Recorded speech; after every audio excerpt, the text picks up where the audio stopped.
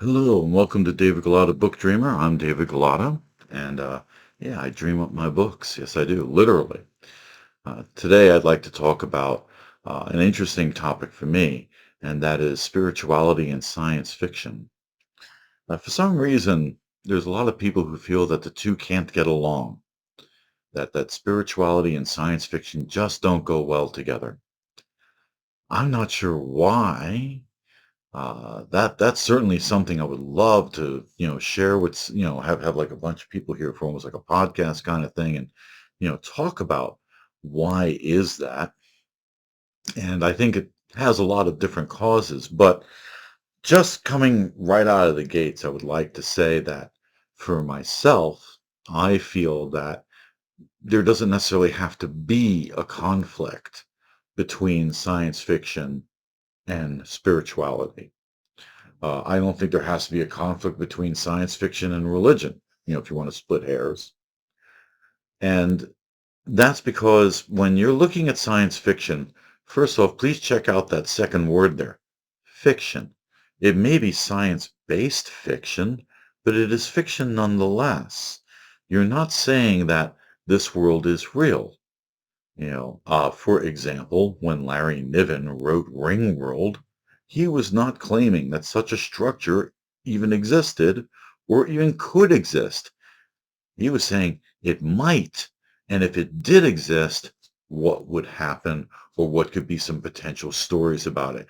And this is what science fiction tries to explore, is the impact of scientific discovery and the engineering and science and mathematics that we are discovering and adding the human element to it and making speculations on how might this affect society, how might it affect the world, how might it affect, the galaxy if you really want to get, nice and big.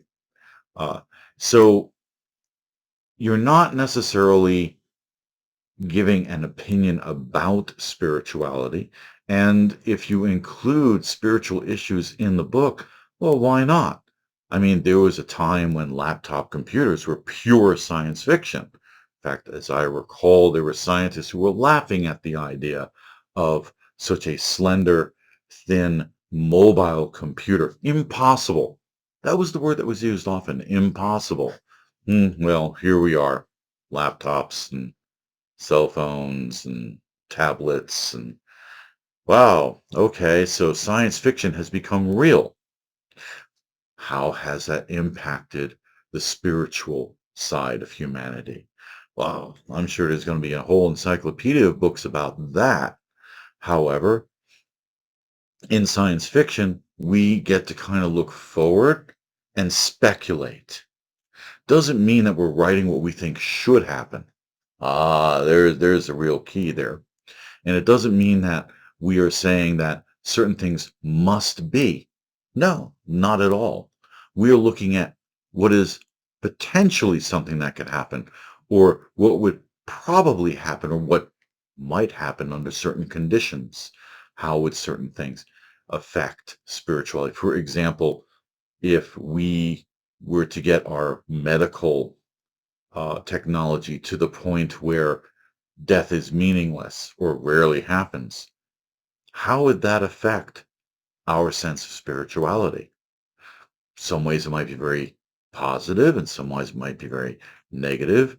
I think it would be quite the mix and might lead to cultural ramifications we can't even foresee. But just the topic alone is rich ground for talking about spirituality and how it is impacted by scientific discoveries and technological development. And those are two different things, you know. And yes, it is true that, technical engineering and the rise of technology with the expanse of technology very much relies on scientific discoveries. Um, I see the two as being very different. Scientific discoveries can have a major impact on spirituality and vice versa. I mean, let us not forget that spirituality is a major binder of human culture. Doesn't matter what culture it is. The spiritual beliefs are going to be very, very strong in the traditions of that culture.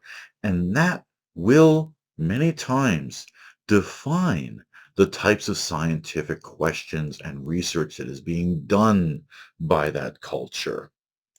Hmm. So now you have a new hook to look at when it comes to writing your science fiction. What if you're writing about a very spiritual culture that has a certain set of beliefs? How would that guide them in terms of scientific and technological development? Yeah, that's some decent questions. That's really rich ground for work. So, looking at the spiritual side of humanity is a very important aspect of understanding humanity itself.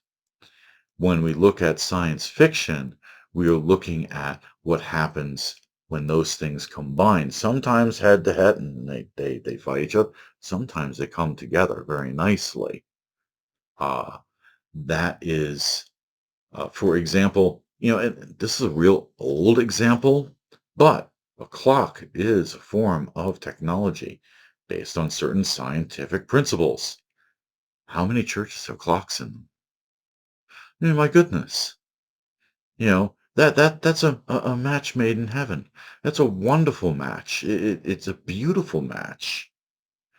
So not all scientific developments are anti-spirituality, and not all spirituality is anti-science.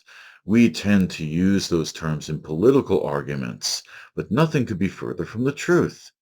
There are nuances, many, many nuances that we need to understand if we're going to be successful in writing speculative fiction where spiritual concerns and technology and science discovery impact each other.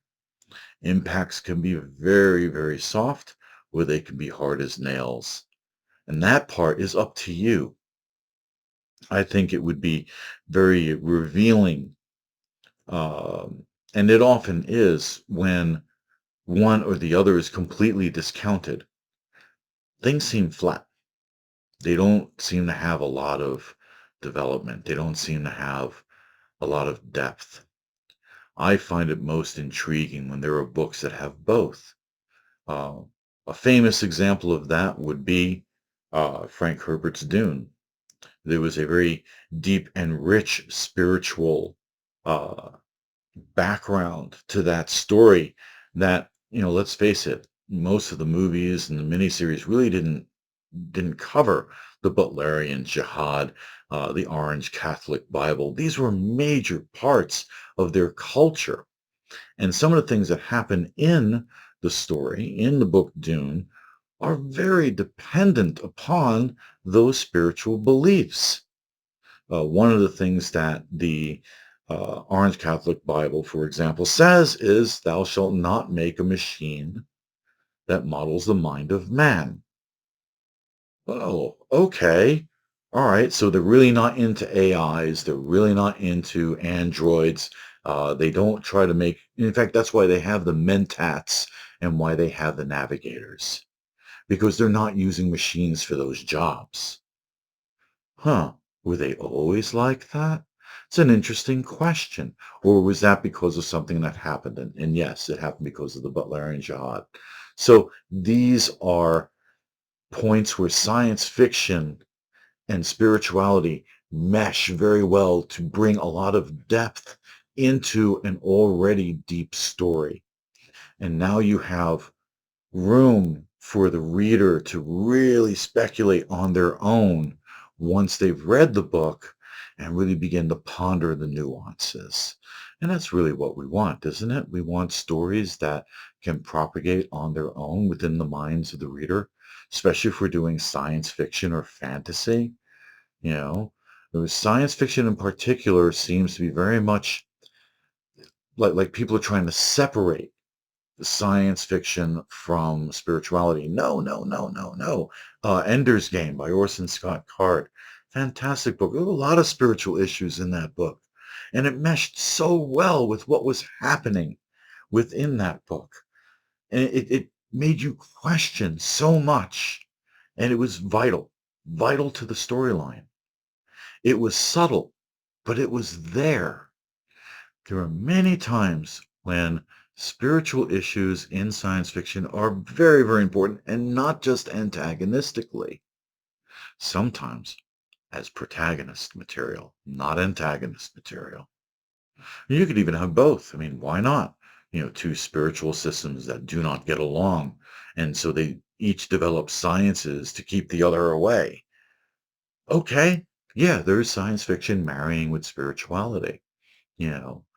So there's a lot of different ways that you can look at this. It also brings to mind Arthur Clarke's short story, The 9 Billion Names of God, which was a very interesting story. And if you've read it, you know it was a very interesting story with a very interesting conclusion. It was not pro or anti anything, but it made you wonder. It made you think. And rightfully so. I think science fiction should question everything, including itself. So when you have science fiction, it's almost like when people try to separate the arts from the sciences. Uh, I really pity artists who do not understand the materials that they're using to make their art, and that requires some science. Chemistry at the very least. Physics too would help. Uh, but at the same time, science without art is just facts and figures. It is the artist that brings it together so it's understandable to the layperson. Ooh, yeah, yeah, because if you can't communicate what you've discovered, you may as well not have discovered it. Because you have to be able to disseminate information so it is understandable, and that requires art. Whether it's the art of the graph, the art of the illustration, or the art of words, it requires art. So we can't really separate a lot of things that for some reason our culture has decided, well, science and art are not the same thing, and science and spirituality don't get along. I don't know. Sometimes they do butt heads, yes. I absolutely agree. The whole thing with Galileo comes to mind. Uh, but okay, that is going to happen. Yes, it is. It is going to happen. And it's happening today. It'll happen tomorrow. So doesn't that make for rich ground for a good science fiction novel? I think it does. I think it really, really does. So don't shy away. If you're a science fiction author and you want to bring some spirituality into it, or if you're a very spiritually minded author and you want to kind of get into science fiction, go for it. Have a good time with it. Enjoy yourself and do it. Who knows? You might come up with something that no one has ever thought of before. And you might also be providing us with a new metaphor by which we can handle the future, which I think is part of what science fiction is about, isn't it? So there we go. I hope you've enjoyed this. I certainly have. Please feel free to comment and, I'd love to get some comments. That would be wonderful. And I'm getting some likes, which is great. And for those of you who have subscribed, thank you, thank you, thank you. You guys are great. Whoever you are, you are fantastic. Uh, but please do hit that little subscribe button and give me a thumbs up or bring in some comments because I would love to hear what your views are on this topic. All right, until next week, hope you all have a wonderful week and happy reading, everyone.